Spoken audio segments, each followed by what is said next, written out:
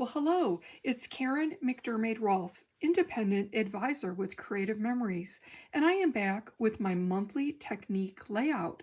I invite all of you to use this technique to create a layout and share it with me in my Facebook group at Karen's Croppers for an entry into my monthly door prize drawing. You can also follow me at karencrops.com for more layout ideas. And also, I would appreciate any of your orders at creativememories.com/user/Karen, and it's Karen with a Y. And I offer a generous customer rewards program. And right now, Creative Memories is celebrating its birthday week. It has been 8 years since our company was relaunched and revitalized, and it is going stronger than ever, you guys. Just month after month, we get great new products and tools, and this month is no exception. We have a great product release right now for November. And to celebrate birthday week, Creative Memories is giving away some freebies with a $75 purchase. So with the $75 purchase, you're going to get a free pack of exclusive celebration laser cut borders. These are really cute birthday borders. And then also you're going to get the exclusive sketchbook. And the sketchbook features border sketches. So ideas to make borders for your layouts. It's a spiral bound book and it's very nice. So take advantage of that promo if you're able. Also, keep in mind that later in the month we will have our Black Friday promo, and our annual Black Friday promo is always a great promo, also, where again you're going to get free items with a purchase. So keep that in the back of your mind that that's coming ahead. And if you'd like to scrapbook more with me or interact with me on Zoom in person, you might consider joining our Creative Life Scrapbooking PJ Party virtual crop. That's going to happen this Friday, November 4th. The Creative Life Scrapbooking designer team, and I am one of 7 CM advisor designers on this team. We're going to be featuring some exclusive layouts that we created just for this virtual crop, and they're all going to be double page layouts that feature several, that you'll be able to put several photographs on your layouts. And they're also versatile, so you're going to be able to use your stash that you have, your materials that you have.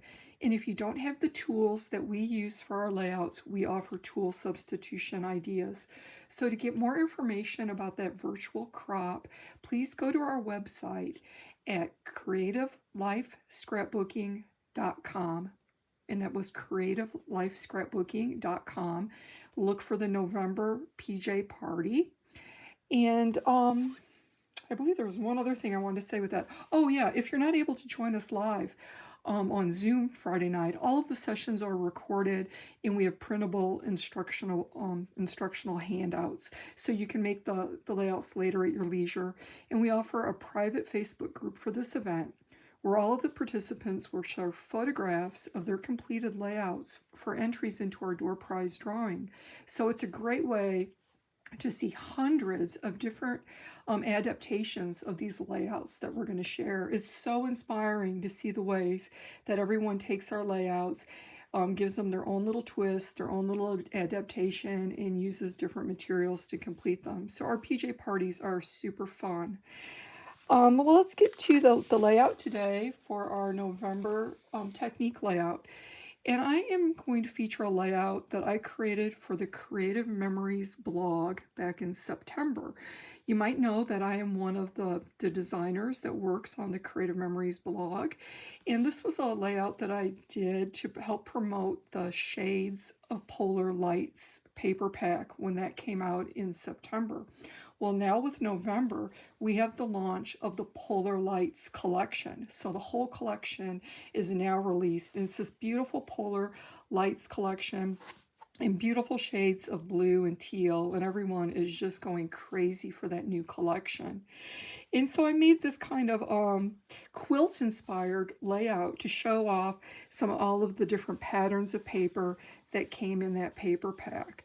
So I just wanted to show you how easy it is to create this layout. It's a super easy one. It's really fun, and it gives a great result. So today I'm going to use the Party Time birthday collection to make the layout since we're celebrating Creative Memories' birthday right now. And so they relaunched to celebrate the birthday our Party Time collection. So we have a Party Time designer paper, and there's also Party Time blue. So the blue has some sheets that are more blue, and then the Party Time has lots of different colors. So for my background, I'm going to use this sheet here. Again, I'm kind of sticking to something that's a little tonal, as I did with this one. Even though it's a highly patterned paper, it is kind of tonal, and it helps to show off all of the little snippets of these other papers. So that's why I liked this as the background, since it was tonal. So we're going to be cutting some other sheets of paper now to make the layout.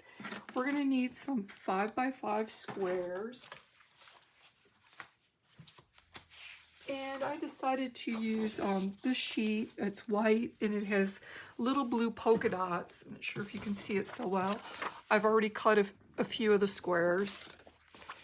And we need 4 of those at 5x5.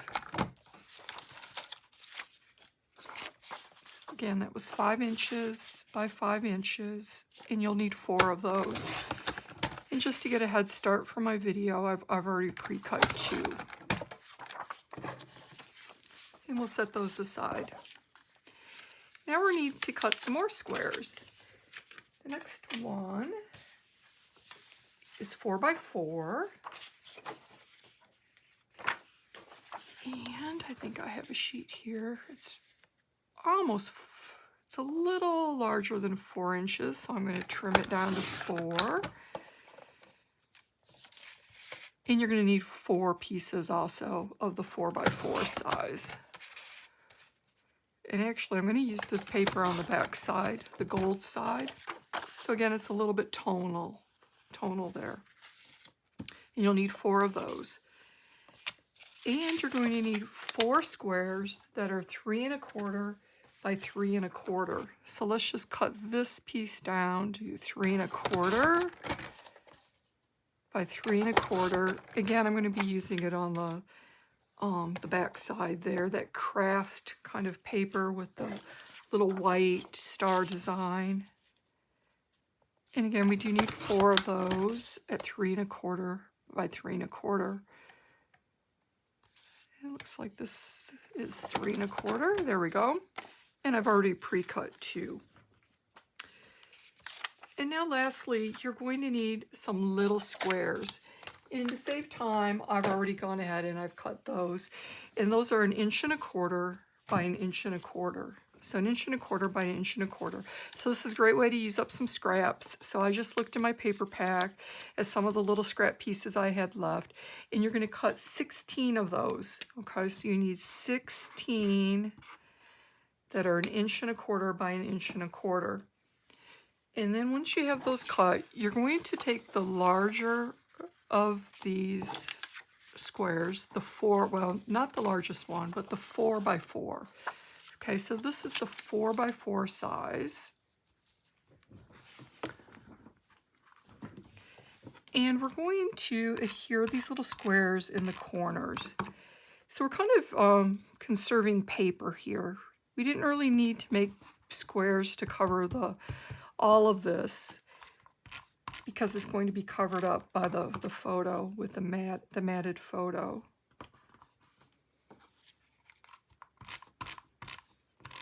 So I'm just adhering these. I'm using our repositional tape so I can get into the corners really nicely. And I'm adhering them about 1/8 of an inch from the corners, or the edges there of the squares. Okay, so you're going to do that with all 4 pieces.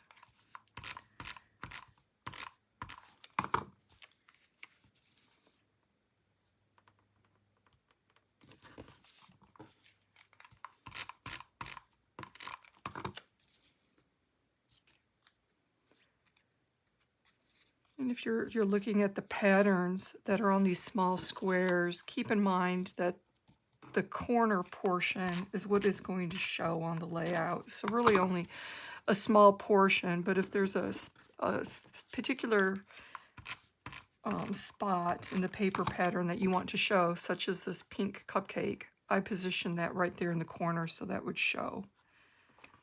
And it's kind of purple, I guess, but it's going to read kind of pink for me. So you're going to do that with your 4x4 squares, and then the 1 1/4 by 1 1/4 squares. So you're going to get 4 like that, okay? Now you're going to crop your photos to 3.5 by 3.5. Okay, I don't have that on a sticky, but your photos are 3.5 by 3.5 photos, okay? And then they're going to go on these mats that are 3 1/4 by 3 1/4.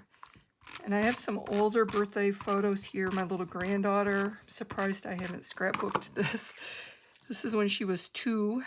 She's now 9, so you can see I'm a little bit behind. But she was a incredibly cute 2-year-old with those little pigtails. Very animated, happy little girl. So there I am holding her. This is my son too, her daddy.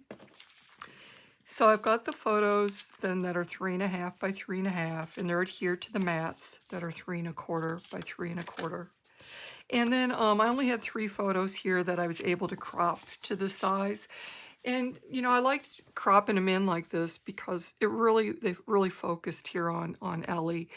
You know, the photos were bigger, it had the rest of our bodies, but it just focused right in on her and those cute little expressions that she was making in her face. So I did like these photos cropped in like this.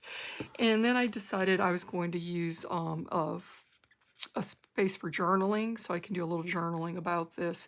And this is the back side of one of the party time papers, and it had some journaling kind of box printed on the back side. So I cut that to the 3.5 by 3.5 and matted it.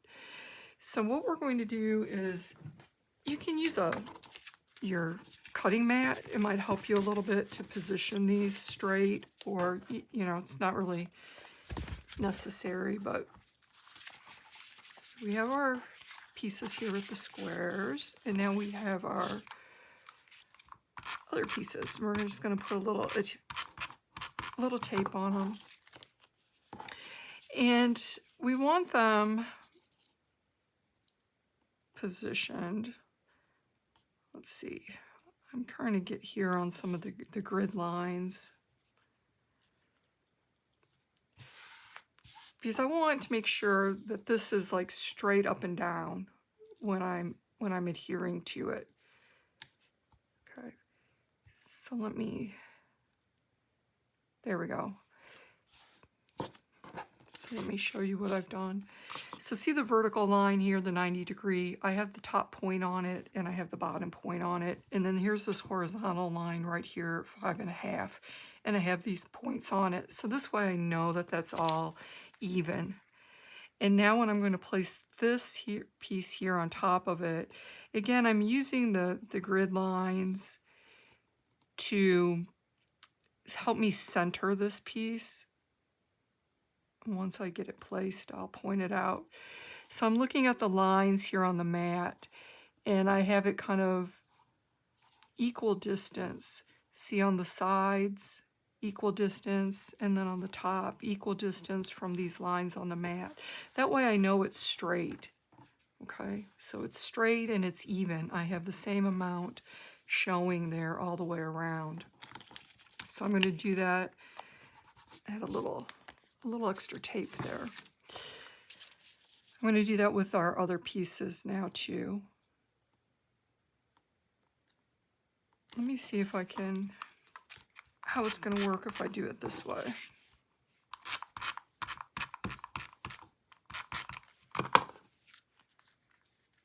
Well, I like it with the photo. Let's see.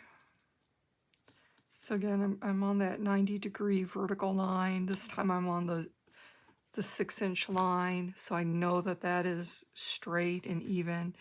And now I'm going to center the photo in between the grid marks on the mat.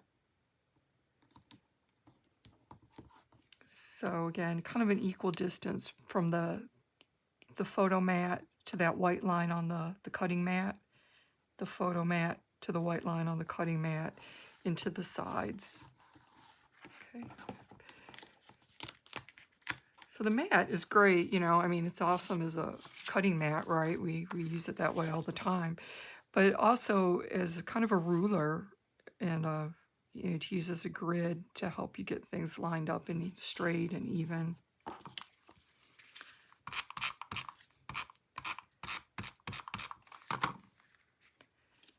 You're noticing I am getting some repositional tape onto the mat because I've just kind of put it on there kind of random. So I will clean that off later. I can rub it off. If you have one of those pickup squares that we used to have back in the day, the pickup square will clean it off, rub that over really well. You can still purchase those on Amazon too. Or you could even try a little dish soap, you know, or I think people use the Goo Gone too.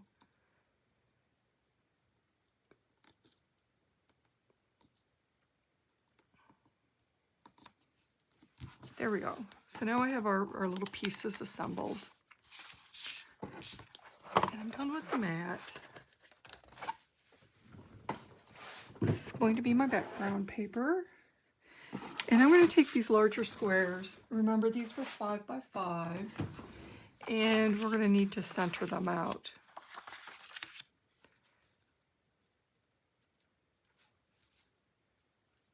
So I think to save time, I'm not really going to adhere them down, but I would center them. I could, you know, again, use the cutting mat underneath here to try to measure, get them lined up. I could use a ruler, or I could just kind of eyeball it. It's looking pretty good there. And then I would go ahead and I take my little pieces and I'm going to set them on here, and we're going to get that quilted effect that I was looking for. I think maybe I would adhere these pieces to the 5 by 5 squares first. Let's do that. And again, you're going to want to make sure you're trying to center them.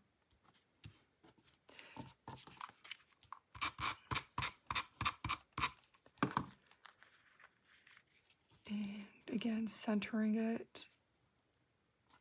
And I'm using repositional tape so I can kind of move it a little bit. So now when I go to tape the bigger squares onto the paper, I can kind of line it up. See by the points there, the triangles? That will help me to get the spacing how I need the white pieces. So definitely I would do this first.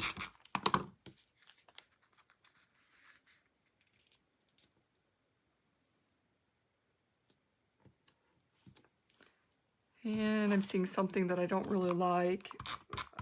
I could go ahead and change that later, and I probably will before I take my final photograph.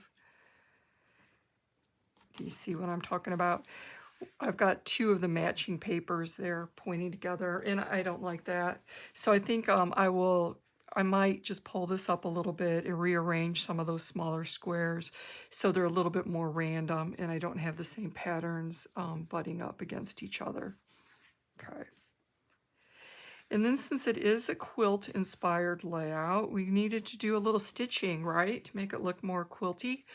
So I did add the stitching already to those squares, and then I would go ahead and I would add the stitching to the other 2. And you can see how it really helps to define it. It kind of gives it the look of almost being matted. Kind of highlights the edge of these white squares. And the white squares, they're not totally white. Like I said, they have little shades of blue, tiny dots.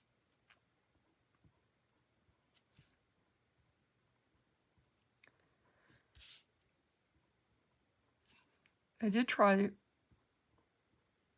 when I was selecting paper, there's some other cute pieces of paper in this collection, some with little cupcakes and things that I thought that I'd wanted to use as the background, but it got a little bit too busy and it really competed with the photos. And so since the photos are a smaller size here, I really wanted the photos to, you know, pop, definitely be the star of the layout since they're so cute, especially. And having this more tonal background really helped to do that. Otherwise, it got a little busy with, you know, having a busy background and then all these small little squares of different colors and patterns.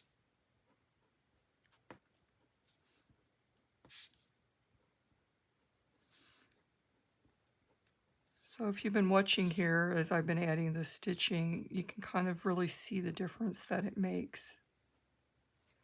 And it doesn't really take that long to do. And then I think I created a little cluster here with some of the stickers, the party time stickers, and I think I'm going to stick it right there in the center. I'll elevate this little cluster with foam squares, and maybe I'll put a little something else too, maybe in another corner of the layout. So that is the technique for this month, you guys. I want you to use this technique to create your own quilt-inspired layout. I'd love for you to share it with me there on Karen's Croppers. I will create an album in the album section for this. So please add your photos to that album. That way we can see everyone's version. This is going to be really fun. I think we're going to see lots of different versions and variations of this and how it's going to look with different materials and papers. It's going to be really fun to see. So I hope you give it a try and I hope you share your layout with me. So thanks so much for watching today. Bye-bye now.